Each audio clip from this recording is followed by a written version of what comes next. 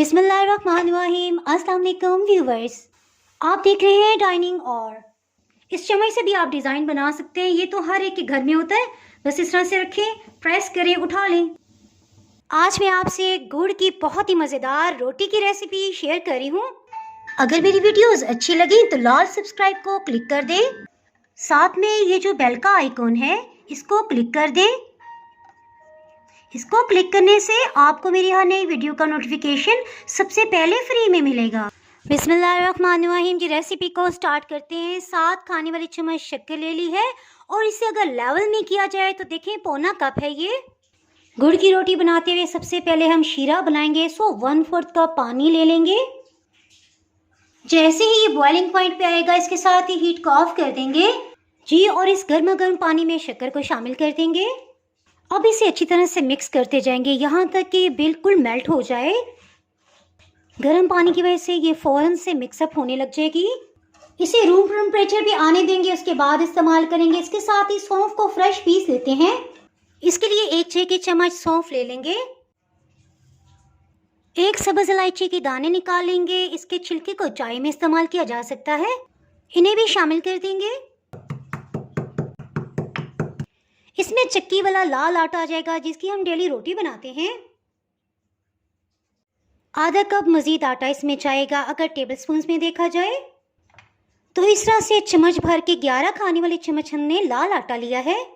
Half crush की हुई सौंफ और इलायची पाउडर इसमें चला जाएगा।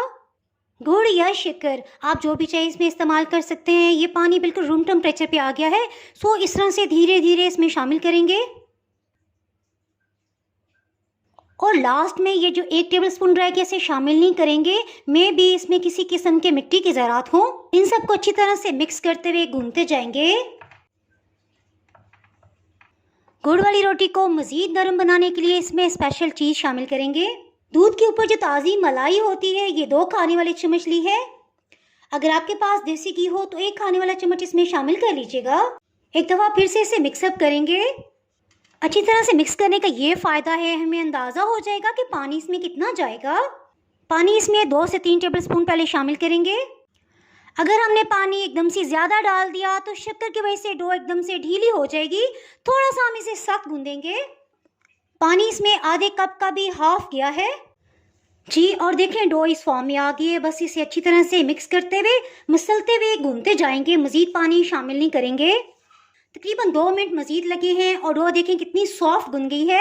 आज तो मेरे अब्बा जी बहुत खुश हैं क्योंकि उन्हें अपनी अम्मी की याद आ रही है, कैसे बचपन में उन्हें गुड़ वाली रोटी बना के दिया करती थी। इसके ऊपर की सतह पे 1 खाने वाला चम्मच कुकिंग ऑयल लगा देंगे। इसे नरम बनाने के लिए तकरीबन आधा घंटा लाजमी रेस्ट देंगे, सो इसलिए इसे कवर करके रख देंगे। तकरीबन आधा घंटा हो चुका है। लाल आटा थोड़ा सा हाथों पर लगा लेंगे ताकि ना चिपके। और जिस भी साइज़ के चाहें आप पेड़ा ले लें, सब तरफ से इसे अंदर की तरफ प्रेस करते जाएंगे और इसका पेड़ा बना लेंगे। रूटीन में जिस तरह से पेड़ा बनाते हैं उस तरह से नहीं बन पाएगा, बस इस तरह से इसे मूव करते जाएंगे और राउंड शेप दे देंगे। थोड़ा सा लाल आटा इसके ऊपर भी छिड़क देंगे। हल्के हाथ से इसे प्रेस करते हुए बेलना शुरू कर देंगे।